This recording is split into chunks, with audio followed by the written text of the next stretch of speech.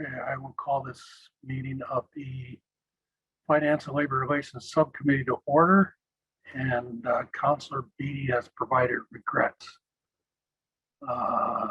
Item 2, disclosure of pecuniary interest and the general nature thereof. Seeing none. Delegations none scheduled. Report of item 4, report of Festival Hydro and Festa Hydro Services Inc. Item 4.1, and if I could motion to hear from Jeff, Councillor Ritzma. All those in favor? That's carried. Jeff, if you and Allison are, Allison's here. Yes, Allison's traveling right now, so I'll be giving the update. Okay, so earlier the year, we presented some preliminary commentary for the December 31st financial statements. In the package you have, we've included the original preliminary statements, as well as changes from those preliminary statements to the audited financial statements. The final IFRS audited statements have also been included. And for the purpose of this meeting, we'll discuss the final internal statements for both Festival Hydro and FHSI. Just want to start with a note that the audits for both FHI and FHSI were clean. So FHI, December 31st, 2021. Overall, we ended the year with a net income before swap and ICM of just under 2.5 million. It's approximately 330,000 higher than prior year, with $300,000 above budget. And I'll go through some of the details of the income statement and balance sheet, starting with the balance sheet on page 57 of the report. Accounts receivable increased 1.1 million from prior year, mainly due to an increase in current customer receivable balances at year end and a higher amount of recoverable receivables from subdivision work in 2021. It's important to note that although customer receivables have increased, past due receivables were down by approximately $200,000 compared to 2020. Due from FHSI decreased by about 300,000 from prior year. This decrease is a result of lower than projected capital spend in Rhizome and additional work completed for Festival Hydro by Rhizome staff in the latter part of the year. Bank indebtedness decreased by 960,000 from prior year. It's mainly driven by higher accounts payable and receivable balances at year end. Net income is also higher than projections, which would positively contribute to cash flows. Accounts payable increased by 1.3 million from prior year due to two things. First is a result of the higher December ISO invoice by 589,000. The variance is due to a higher final global adjustment rate at the end of the year. This does not have the same impact on unbilled revenue because customers are billed on the first global adjustment rate, which was low. The second item is the reclassification to accounts payable of 339,000 of credit balances that were included in the accounts receivable listing at year end. Top-up dividend for year end has been declared at $500,556 compared to 2020 top-up dividend, $115,211. This increase is mainly due to higher anticipated earnings for 2021, as well as an improvement in cash flow. Moving to the income statement on page 58, it's fairly consistent with the preliminary statements provided. Service revenue and cost of power both decreased significantly from the prior year, but this relates mainly to the ISO cost of power and that sale of electricity rates that do not impact the distribution revenue for Festival Hydro. Distribution revenues remain constant or consistent from 2020 to 2021. While we did increase the normal distribution revenues due to customer growth and rate increases, we are in the final wind down stages of the conservation demand management income that was previously received through the ISO. Other operating revenue were $200,000 higher than previous year. This is mainly due to a higher number of billable work orders being billed in December. Operating and maintenance are $150,000 lower than prior year, mainly due to staffing delays in metering and GIS earlier in the year. Secondly, there was a reduction in distribution lines and services overhead of $83,000, which is made up of SRED recovery from our 2020 tax claim for 2019 and 2020 projects, being smart grid projects. Administration was $70,000 above prior year, but $300,000 lower than budget. Majority of the variances were due to the executive vacancies throughout the year and the previous year. There was also a large customer who filed for bankruptcy, creating an increase in bad debt. Income tax expense increased due to the interest related to the Minister of Finance audit assessment of the shareholder loan interest. Moving to the cash flow statement on page 59, cash flows have improved to almost net zero level, which is ahead of projections. The average overdraft balance for 2021 was $998,000 compared to $2 million in 2020, demonstrating the improvement in cash balances throughout the year. Loan covenant liquidity ratios and debt to equity ratios prescribed by our major lender are being met. And I'd be happy to take in questions on the FHI year-end statements before moving to the March 31st Q1 statement. Excellent. Thanks, Jeff. Does anybody have any questions on 2021? No takers, Jeff. Carry on. All right. Moving on, Festival Hydro March 31st Q1 statements on page 61 of the package. The net income for the period is $594,000, which is $123,000 above the year-to-date budget. Couple key points to note. Following on a similar trend as year-end accounts receivable balances are increasing compared to the prior year. Electric, water, and sewer receivables have all increased. The arrears balances have decreased compared to prior year. In addition, miscellaneous receivables have increased by $431,000 compared to prior year due to an increase in billable work.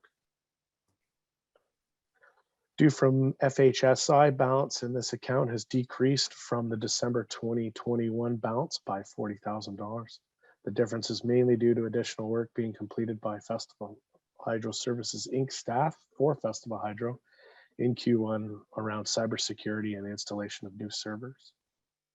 Accounts payable and accrued liability balance has increased $2.6 million from the March 2021 balance.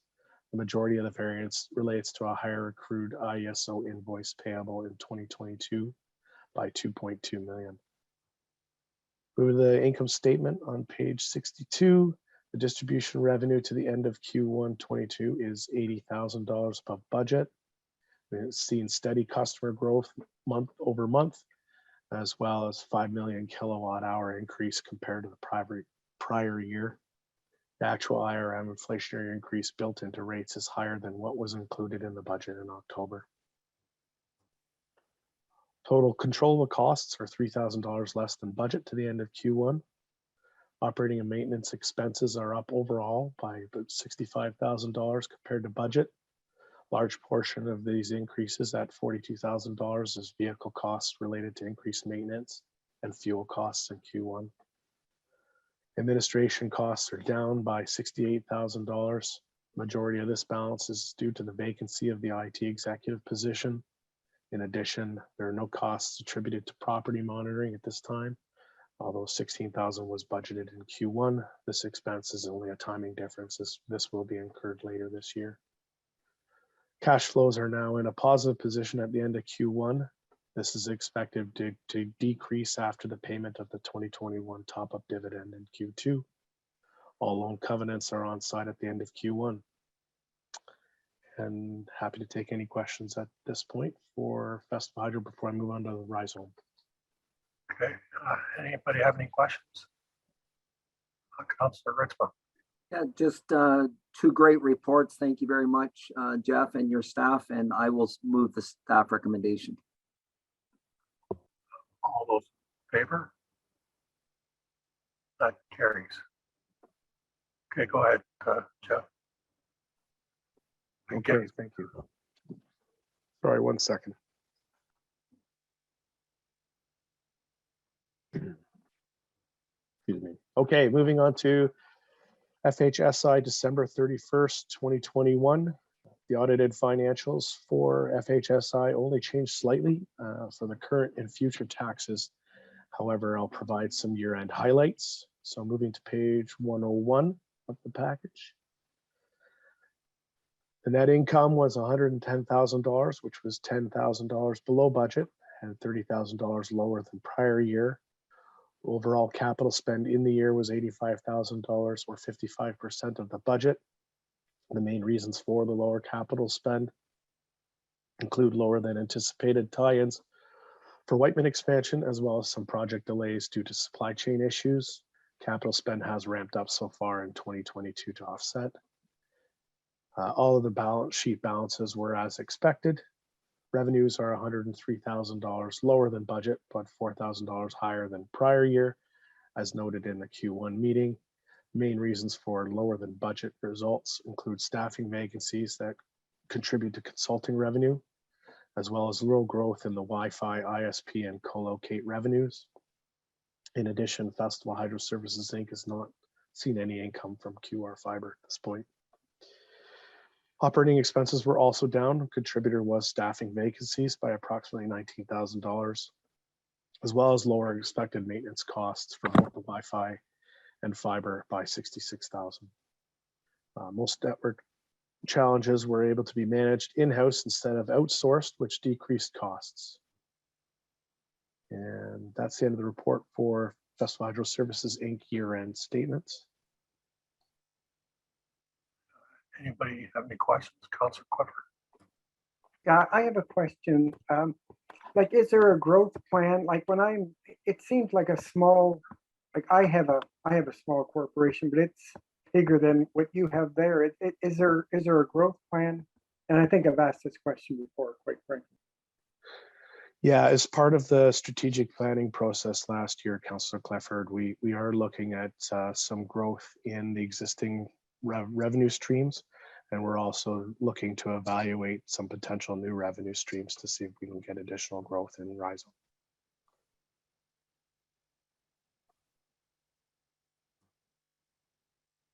Okay, carry on, Jeff. Okay. So moving to page 104 of the package, FHSI March 31st Q1 statements.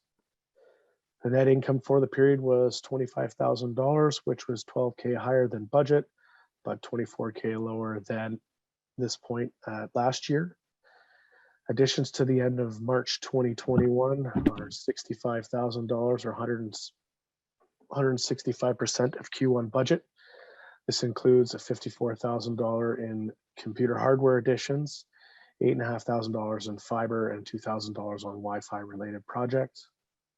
Total spend for FHSI on hardware year to date is $54,000, of which $52,000 was spent on new server project at a budget of $55,000.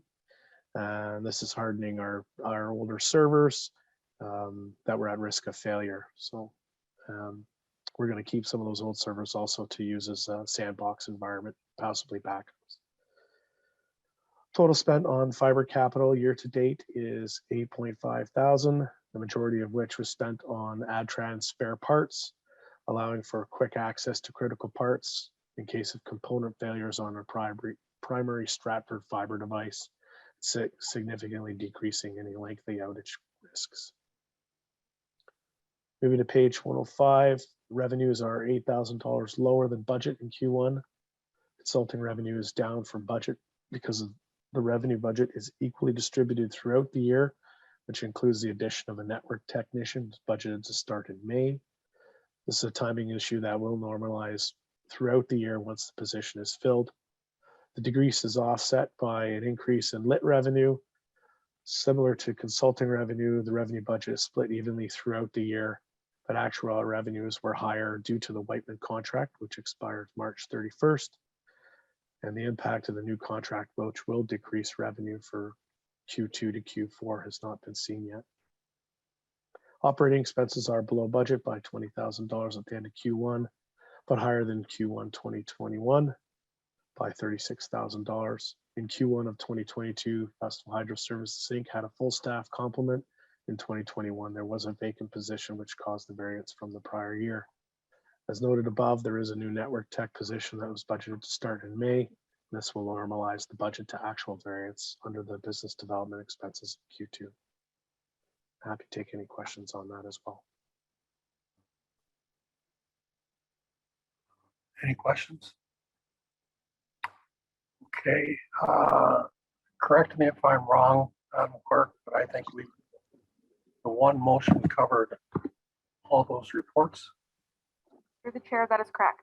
Okay, and we will move on to item 5. And thanks a lot, Jeff. Appreciate it. Move on to item 5, report of Stratford Economic Enterprise Development Corporation. 5.1 Seedco update Q1 to March 31st, 2022. Can I get a motion to hear from CEO, Councilor Clifford? All those in favor? Excellent. Yeah, you're up, Joni. Thank you so much. Lovely to see everyone. Thank you for the opportunity. As mentioned, you have in front of you our key metrics and reporting January 1st through March 31st, the first quarter of 2022 for Seedco operations, the final quarter for our Small Business Enterprise Center reporting, which is a fiscal March 31st year end. Some highlights in the report. In terms of companies that we're working with, we have 28 ongoing new investment opportunities and 29 existing companies. And with those existing companies, we're supporting their retention and expansion efforts. We hosted 6 workshops for our small businesses and entrepreneurs. And as I'm sure will not come as a surprise to anyone on this screen, are doing an awful lot of work on our workforce development projects, participated in 14 different activities and directly supported 1 employer consultation. A little bit of background here.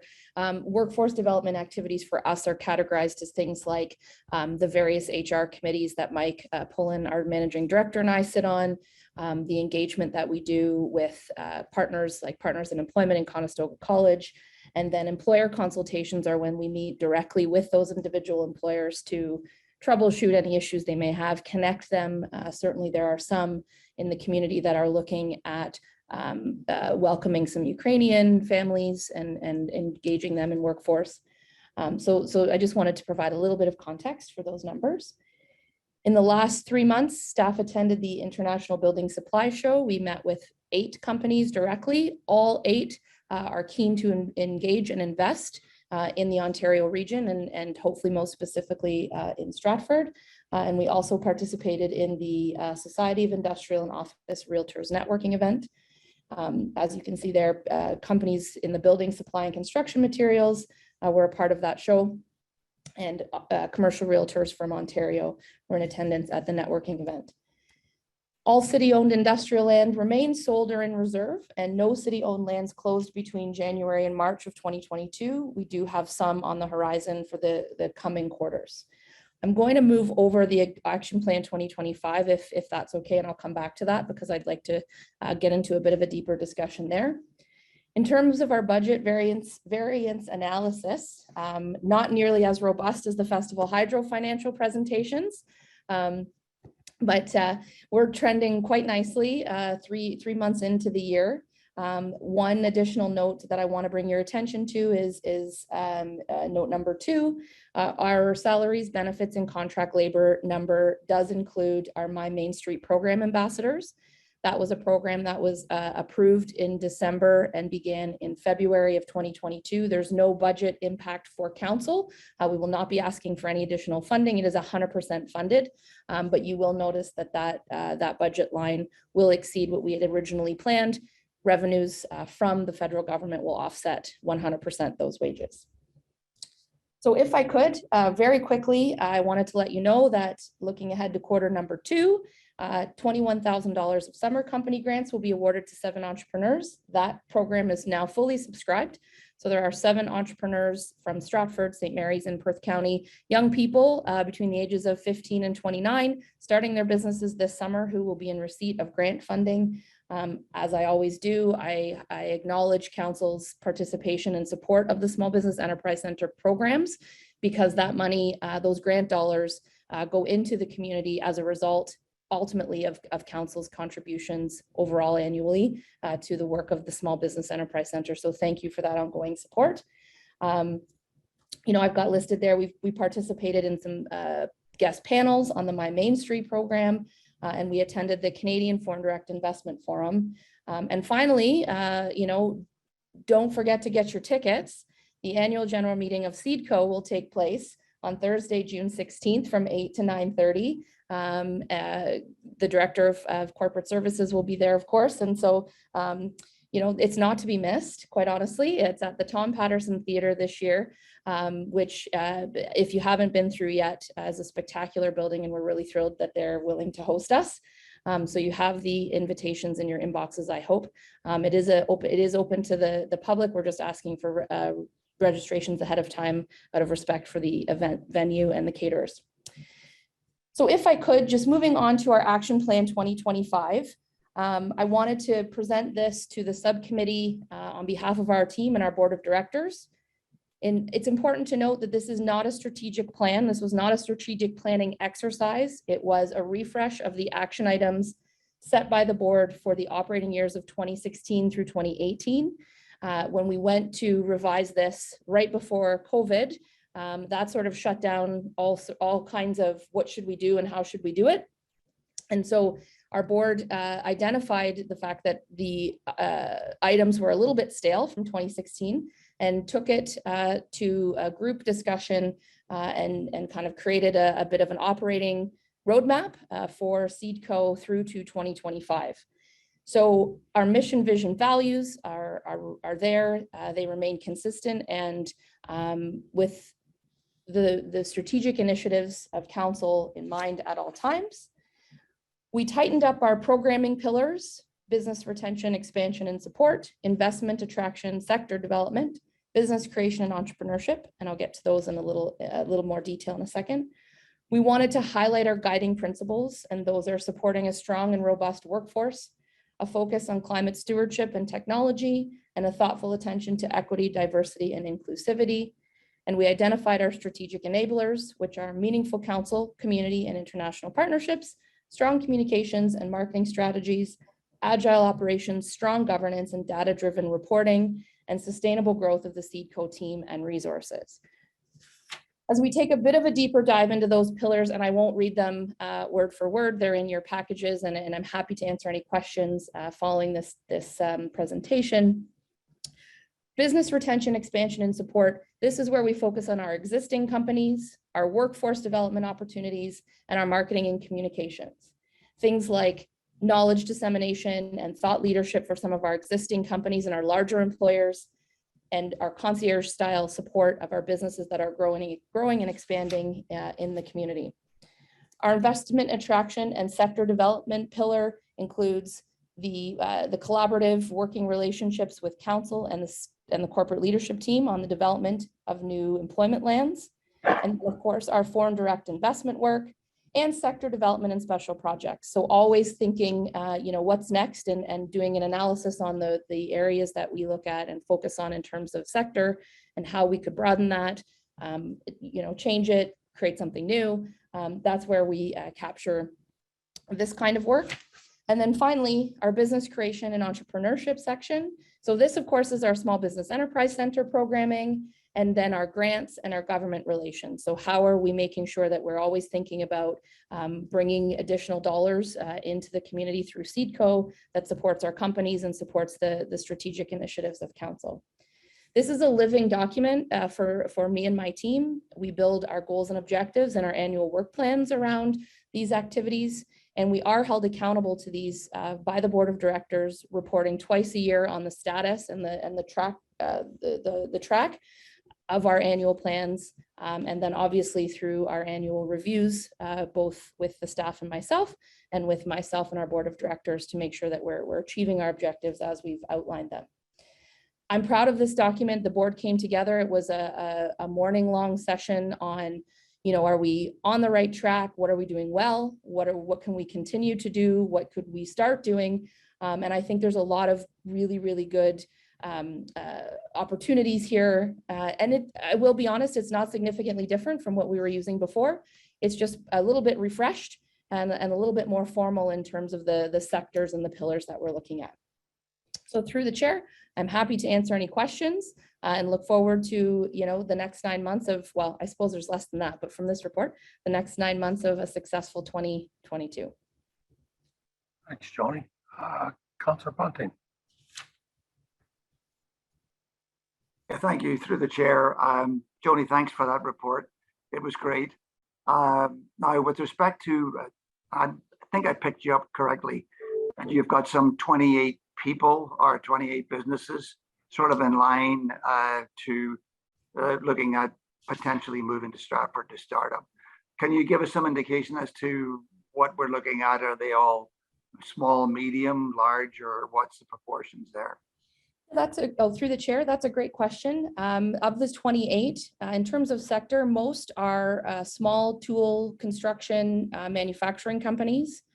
There are a couple commercial enterprises that are looking to franchise and add a site in Stratford. In terms of size, I would say the majority of the 28 are 50 employees and less, which is about standard for what we've been seeing in the last 12 to 18 months, with the exception of kind of like those mega site developments that are happening around us. The investments in our partners in Windsor in terms of electric vehicles and battery engines are really, they're changing the supply chain and really improving the opportunities that Stratford has an opportunity to bid on. And we're seeing some of that as well. Thank you. Councillor Clifford. Thank you, Mr. Chair. I was going to ask, with what's happening in China and Russia and stuff, is there a lot more developing our own industry, well, bringing our own industry back to Canada and to the US? Can you kind of highlight what's happening out there?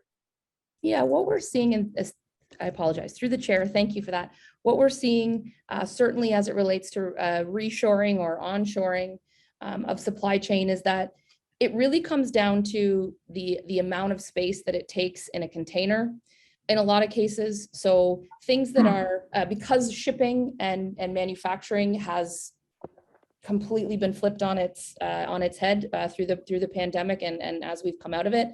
So anything that is very large or that takes up a lot of space inside a shipping container is absolutely being explored to be reshored, because it's just too expensive and it takes far too long to get it here. Some of the smaller items, and we took a really hard look at the medical sector and the healthcare sector. I mean, it wasn't so long ago that finding hand sanitizer and masks was a critical issue. And there was a lot of discussion at that time about reshoring those items. And it really comes down to a market-driven discussion. So the amount of funding for reshoring those companies in terms of rebuilding their plants and buying new equipment is at the federal and provincial level. So I'm not sure we'll see a lot of those smaller items come back as quickly. There's and I'm certainly not a trade expert by any stretch of the imagination, but Canada and Ontario specifically makes things. I mean, there's no doubt that, you're seeing auto investments over the last 6 to 12 months in places like Windsor and Oshawa and Oakville, because we have a track record of exceptional manufacturing talent, exceptional company investments to build and grow on. And so, I wouldn't be surprised if we continue to see a lot of those existing manufacturers continuing to grow, and the extension of long-term contracts. And that's really good for Stratford, because you'll recall, well back when the Toyota assembly plant chose Woodstock, instead of Stratford.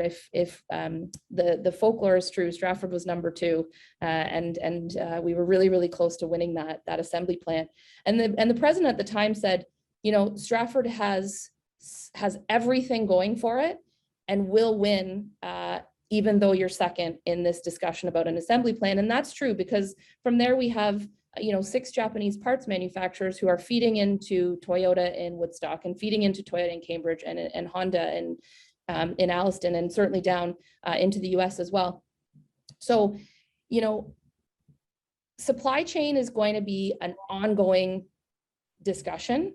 And I think the more we have the, you know, certainly available land, and all of our site selectors will tell you that you need a product to sell, but an environment that is development ready, and a community that is you know, well advanced in understanding manufacturing and commercial and industrial and construction. The sky's the limit in terms of opportunity. It really is. And then, I mean, the second piece to your question, I think, is really about the agriculture side. And, you know, how does this region respond when you know, the food supply becomes the next big issue? And I think that is of great concern, certainly as it relates to the goods that would have come from Ukraine, and the issues that we have there. So our challenge is always going to be, Councillor Clifford, workforce.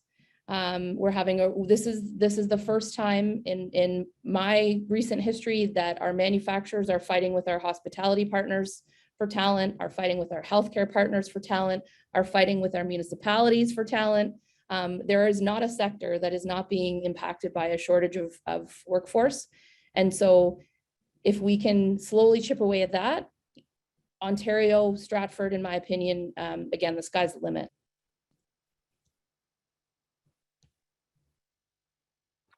Thanks, Joni. Anybody have any other questions? Could I get, Councillor Bunting? I know I'm not this talkative often, but anyway, going back to my last question, but based on your experience, like when you've got 28 fish out there swimming in your pond, what's the percentage that you usually would bite? So with available land, you know, I'd be happy. I'd be happy with 20–30% of those landing in Stratford, and I'd be confident that they would. We know that those 28 are probably 50 or 60, but they whittle themselves down before they even reach out to us. So if you think of this, the economic development sort of sales funnel, kind of at the very top is, I'm searching on the internet, I'm looking for land, I'm looking for a building, I'm looking for lease space. Once they get to picking up the phone or sending the email, they've done a lot of community research on their own. And so like that 28, those are this, you know, I'm working with this real estate agent. Can you connect me to this building? So they're very warm leads. We don't, you know, a one-off info@Invest Stratford email is not going to land on this list. These are companies that are engaging multiple times and back and forth. So it is a challenge without, and it's not just city-owned industrial land, Councillor Bunting. I mean, there is almost no space for lease in Stratford. And what we are finding is that even when there is space for lease and we have properties, property owners who are willing to build to suit, are, you know, it's reasonably, I don't want to say easy, but it is much easier today than it was, you know, a number of years ago to get financing. Up until a few weeks, 6 or 8 weeks ago, money was pretty cheap. So if you're a company, you want to own your space because real estate is a relatively safe investment. And so, you know, not having any inventory at all is detrimental to turning those 28 into shovels in the ground. But I'm not convinced we won't see some of them. You know, I think there's some very eager private property owners, and they'll come up with some interesting projects. I'm certain of it. Thanks, Joni. Sure. Yeah, thanks, Joni. If there's no other questions, could I get a motion on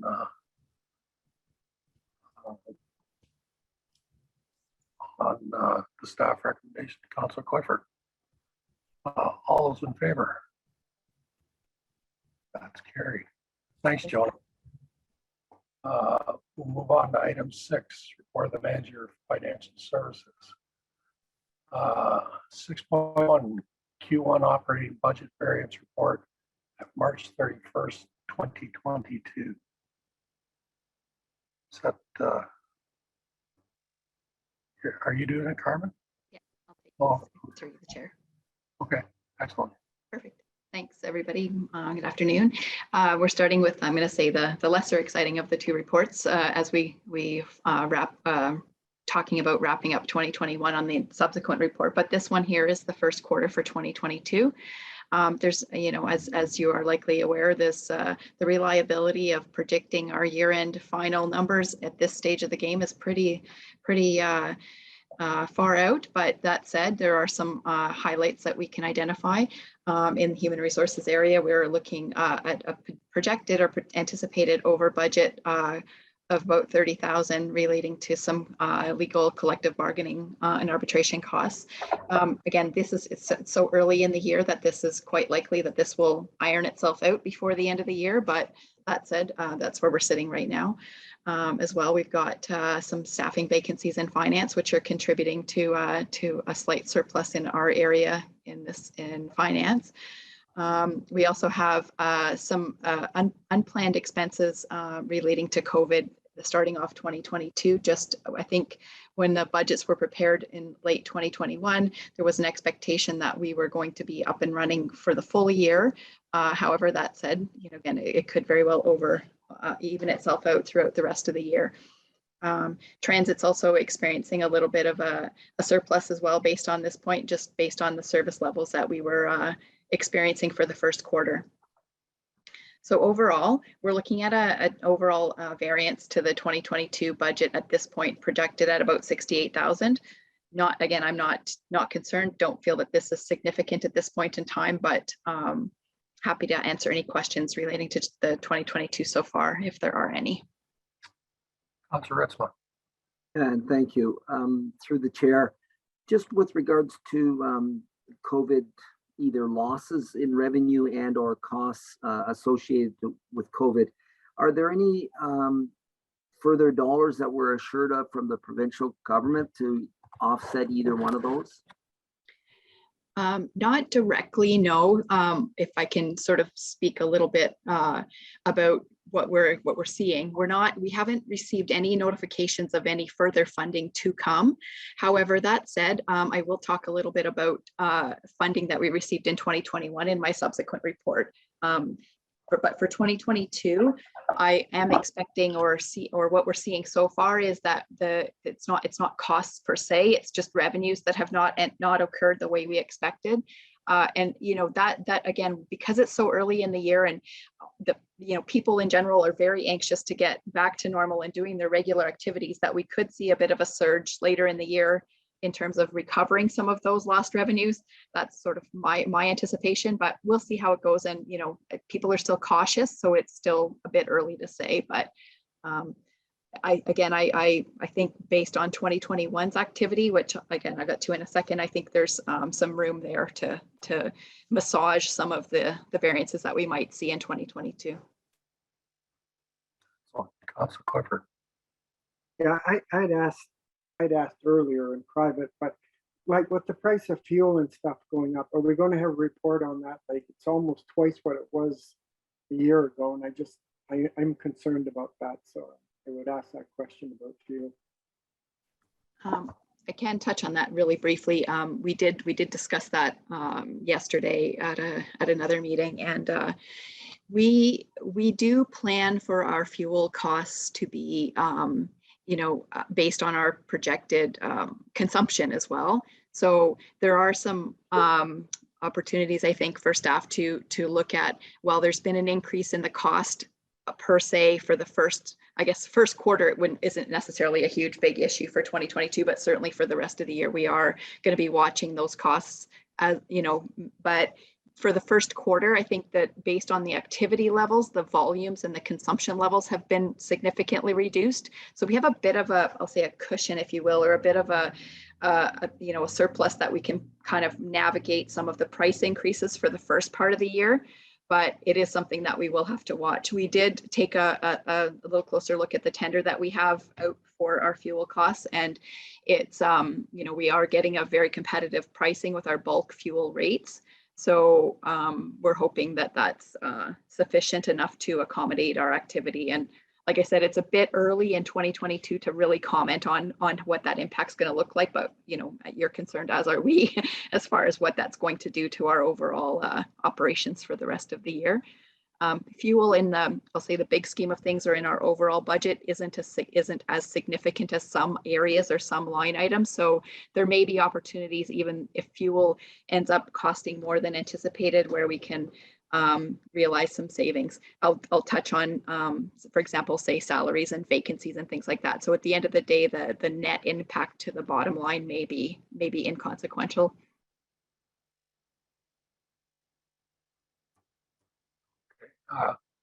There's no more questions. Someone like to make the motion to receive this? Councilor Bunting. All those in favor? And that's carried. Item 6.2, Q4 operating budget variance report at December 31st, 2021. Carmen. Thank you, through the chair. This report's a little bit more going on than the last one, as far as including a full year of operations. And we're sort of still navigating the effects of COVID and some of the impacts to our service levels. While we did see services, trimmed back as a result of lockdowns, we also saw, I'll call it a savings or recoveries on that basis. So some of our things that cost more because of supply chain or other, I'll say, cost pressures because of limited supply, were offset a little bit by some of the areas where we weren't able to fully deliver our service. So overall, we're still working out a lot of our year-end transactions. So I don't want to talk about this number being terribly firm at this point, but we are looking at an overall corporate surplus of about $2 million for 2021. It's a little higher than even I was expecting, but when we started looking at a little bit more closely as to where some of those variances existed, it did have a lot to do with the vacancies and some of the positions that remained vacant through the year. One of the challenges has been for many organizations in the last 6 months and projecting into the future is the availability of human resources. Finding and recruiting and retaining qualified staff has been a challenge for a lot of businesses, and including the city as well. So that we were anticipating that surplus is going to be primarily due to the fact that we had several positions vacant. And I can speak specifically to the finance department. We've been short several bodies for several months, so that can contribute to that as well. So as far as the effects of COVID, again, as I mentioned or alluded to earlier, we did receive some funding in 2020 and 2021 to assist us with some of the costs and the lost revenues for that. We were able to, I'll say, conduct our service levels accordingly with respect to the lockdown. So while we planned in 2021 to be almost full service delivery, we weren't quite there. So we ended up having some savings in terms of, I'll call it undelivered services, if you will, at this point. So, that's something that, may or may not recur. Again, 2022, we've planned on full service for the full year.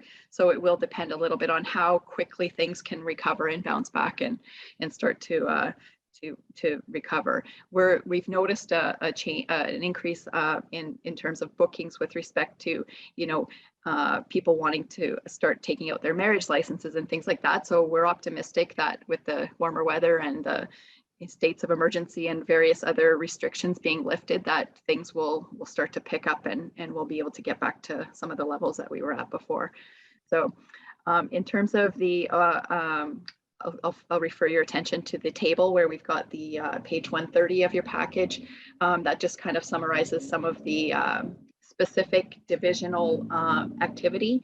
One thing that does kind of come into play that can affect some of our year-end stuff is our year-end transfer. So we're still in the process of balancing and getting our reserves and our capital program funded and all that sort of stuff. So the preliminary surplus that we've shown could be significantly different.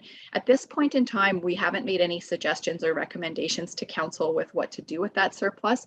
There are going to be several options once we get a little firmer number that we would like to bring forward for consideration. Certainly, utilizing some of that towards future capital could be an option, towards future tax levy mitigation changes could be another. There's lots of ways that we can return this surplus back to the taxpayers. One of the projects that you're maybe familiar with that we've experienced an overage in is our Huron Street construction project. So that could remain another one. Another option, which we've talked about in previous meetings with respect to our long-term debt and whether or not we just reduce the requirement for that borrowing from 2021. So we'll have some other options that can come forward once we have a firmer grasp on what that number is going to end up looking like. And just also for this group's reference as well, staff are working on, I have been working very diligently on trying to bring forward a surplus deficit policy for consideration, as well as reviewing the reserve and reserve fund policies just to make sure that they're still consistent and we're using our any surpluses and any reserves in the best way possible to move forward. So that's about all I have for the 2021 at this point. I'm happy to take any questions that might come out of this. Thanks, Carmen. Anyone have any questions? Seeing none, I'll ask for a motion. Unless Councillor Ritzman has a question. I did have a question, if I may, and thank you for that report. So I know you've identified salary variances due to vacancies as saving some money, but my question is there costs that we haven't seen associated with those vacancies, whether it's staff burnout, the human resource piece, or impacting work that's not getting done, as a result of those vacancies? And so both those are very important, and I'm just wondering whether you had any kind of reflection on that. Thanks for the question. That's a great question. I'd love to talk about that for just a minute. Certainly the vacancies have created a lot of pressure on staff during the lockdowns and the pandemic. Despite the fact that a lot of our work was done remotely, there was still a great deal of productivity happening and a great deal of output happening. So I'd like to say that, there hasn't been a decrease in service level on the administration side for sure. So staff burnout, and certainly workload has played a significant part in a lot of the roles. So it is something that we're trying to balance. Some of it can be or has been offset with, say, temporary solutions. So it may be bringing in contractor workers or consultants or something like that to help us offset some of that pressure. But to your point about work not getting completed and things getting deferred, that is definitely still occurring and probably will for the remainder of 2022. I can speak sort of from the finance end of things specifically. One area is in terms of completing the 2020 financial statement year end. So that's something that we've been working very hard to try to get finished, but just due to the vacancies that occurred in 2020 and 2021, there's just been a bit of a backlog. So I'm hoping that we will have that information for this committee next month, our draft financial statements for 2020's year end, and the 2021 year end, which should be shortly on its heels in the summer. So we are feeling it, yes, for sure. Thank you, Councillor Ritzma. Excellent, thank you. Councillor Ritzma. Yeah, and so certainly just a follow-up comment through the chair, just a huge thank you to all city staff, because I know with the vacancies, it does put a lot of work on individuals that are already working very hard. So thank you. And with that, through the chair, I will move the staff recommendation. Thank you. Does anyone have any other questions? That was Councillor Ritzman that made that motion. Councillor Clifford. Yeah, I was just going to ask what Harton was asking about, because of COVID, have we had a lot more retirements? Like is the COVID, has it sped up retirements, or is, like I've heard that in other areas, but I don't know about like the city of Stratford particularly. This is my anecdotal response. I don't have any qualitative data to support this, but I don't know that it's been any different than any other year. I think what we're finding though is that replacing those retirees is just taking a little longer, and we're finding that, you know, the demand for the positions isn't even out there to the extent that it has been in the past. So it's not necessarily more retirements per se. It's just a longer lag in filling those.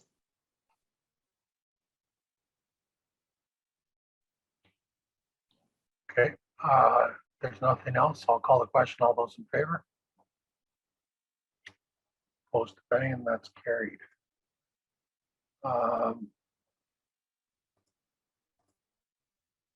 Item 7, there are no committee or outside board minutes attached. Item 8, next subcommittee meeting is Tuesday, June 21st at 3:30 p.m. Item 9, adjournment. Moved by Councillor Bunting. All those in favor? That's carried. Thanks, everybody.